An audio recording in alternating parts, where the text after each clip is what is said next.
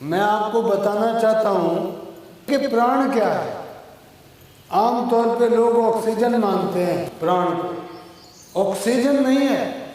आपको हैरानगी होगी, जो हवा आप ले रहे हैं केवल 20.96% ऑक्सीजन है, जबकि 89% जो है नाइट्रोजन है उसमें, और 0.4% जो है कार्बन डाइऑक्साइड है। तो सारा ऑक्सीजन नहीं है जो आप ले रहे हैं। और इसके अलावा जो वातावरण हम आजकल पैदा कर रहे हैं, जहाँ केमिकल्स ही केमिकल्स हैं, तो उसमें तो ऑक्सीजन की मात्रा निश्चित तौर पे और भी गिरती। तो ये जो चीज़ है जब अंदर जाती है, हालांकि अगर केवल गैसेस का नाम लेके सोचे कि यही जीवन है तो वो भी बड़ा भारी भ्रम है, क्योंकि ये तो आपको मिल जाती है गैसेस। लेकिन जो आदमी मर जाता है, आप लाख चढ़ाते रहो ये तीनों गैसें, जीवन वापस नहीं आता। तो वास्तव में जो आपका अस्तित्व है वो हवा नहीं है, वो आत्मा ही है। आत्मा का अगर कोई स्वरूप जानना चाहता है तो ये समझ लेना, प्राण, प्राण ही आत्मा है।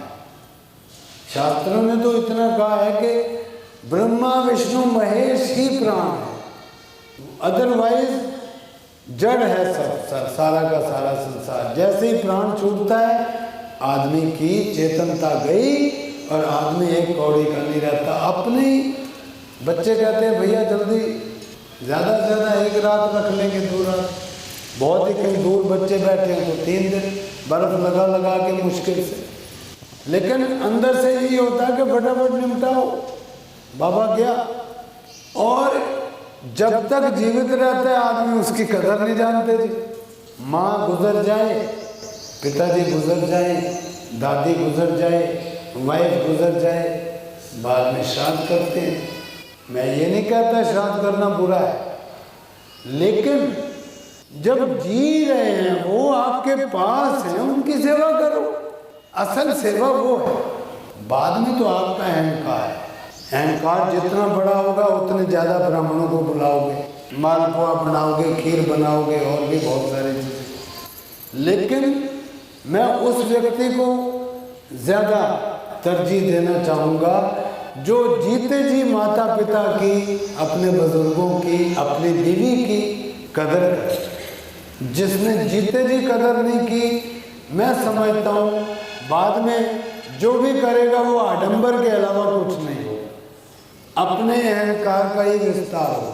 इसलिए अगर आप वास्तव में योग को अपना रहे हो, अच्छे आध्यात्मिक जीवन को अपना रहे हो, तो मेरा आपसे विनम्र आग्रह है कि अपने जीवन में ज़रा झांको। कहाँ आप शुद्र हो, आप अपना कर्तव्य नहीं निभा रहे, बीवी को हर वक्त डांटते रहते। जबकि अगर आप ज़रा सा भी गौर करोगे, उसने अपना सारा जीवन पहले माता पिता की सेवा में, बहन भाइयों की सेवा में, बाद में पति की सेवा, उसका अपना तो कुछ रहता ही नहीं। लेकिन हम कभी कदर करते ही, सोचते हैं ये तो बीवी है। मतलब नौकर से भी गया गुजरा व्यवहार अक्सर रहता है। और माता पिता को भी हम कैसा ट्रीट करते हैं आप जानते हैं।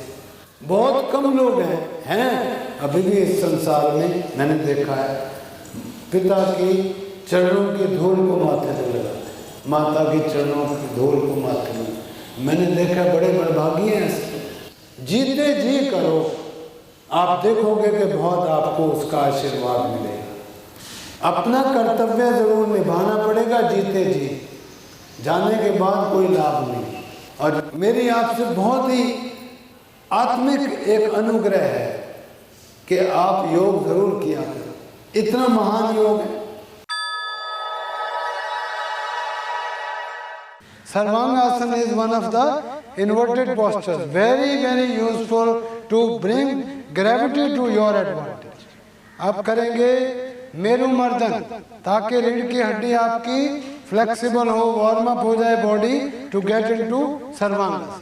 आप दोनों टांगों को आगे ऐसे कर दीजिए, bend, keep your hands under your legs, roll over 10 times, roll over, Breathe in, roll over and come back. इससे क्या होता है कि आपकी बॉडी तैयार हो जाती है सर्वांगासन के लिए, हलासन के लिए, और भी जो आगे पश्चिमोत्तानासन वगैरह है, जानुशिरासन है। मतलब total spine becomes very flexible, neck also.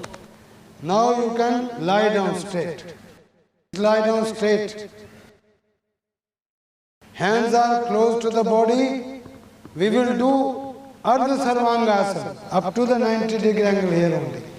Breathe in, go up, out, down. Make it 5 times. ये भी तैयारी है, आपकी बैक को मजबूत करता है, आपका फ्लैप जो है पेट के ऊपर उसको फर्क आता है, कब्ज नहीं रहती है, इंडाइजेशन नहीं रहता आपको, and your back becomes very strong, very flexible. 5-7 बार करने के बाद आप सर्वांगासन में चले जाते हैं.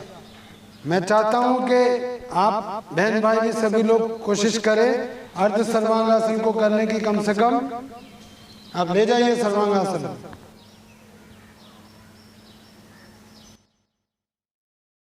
आप जानते हैं धरती में बड़ी कशिश होती है, कोई भी चीज आप फेंकिएगा धड़ाम से नीचे गिरती है. प्रेशर बहुत है एटमॉस्फेरिक. वो जो एटमॉस्फेरिक प्रेशर है उसकी वजह से हम लोग बूढ़े जल्दी होते हैं, थकावट जल्दी आती है, वेरिकोज वेन्स भी होती हैं, बैक भी थक जाती है अगर वजन ज्यादा हो या कॉन्स्टेंटली खड़ा रहना पड़े.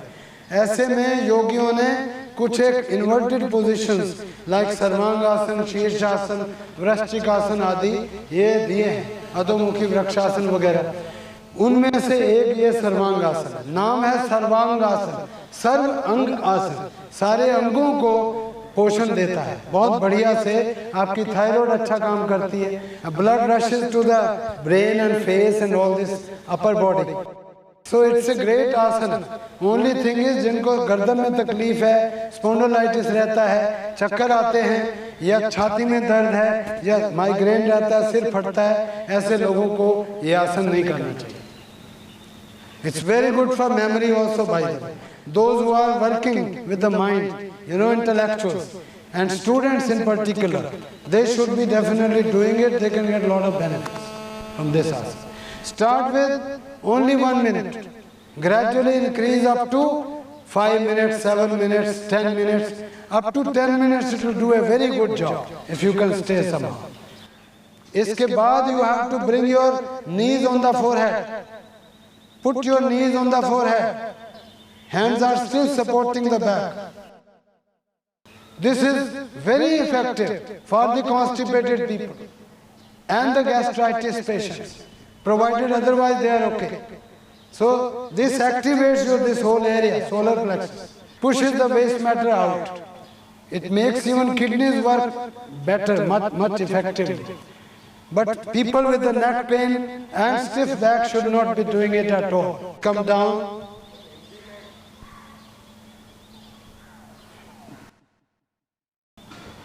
थोड़ा सा रिलैक्स करें, थोड़ा सा रिलैक्स कर लीजिए. Fish relaxation. श्वास भरेंगे, एकदम ड्रॉप करें. Breathe in, out, drop. 2-3 बार करिए. शवासन बहुत जरूरी है. आप करेंगे fish pose. Legs are straight, head is on the floor. Use your elbow. ऐसे सहारा लेके कोहनी का. इसको कहते हैं मत्स्य आसन. सर्वांगासन के बाद मत्स्य आसन ये जो हम दिखा रहे हैं, इसको अगर आप नहीं करेंगे तो गर्दन में नहीं भी दर्द है तो हो सकता है, खासतौर पे जिनका काम पढ़ना लिखना, कंप्यूटर पे काम करना. So it's a good posture to relieve pressure in the neck.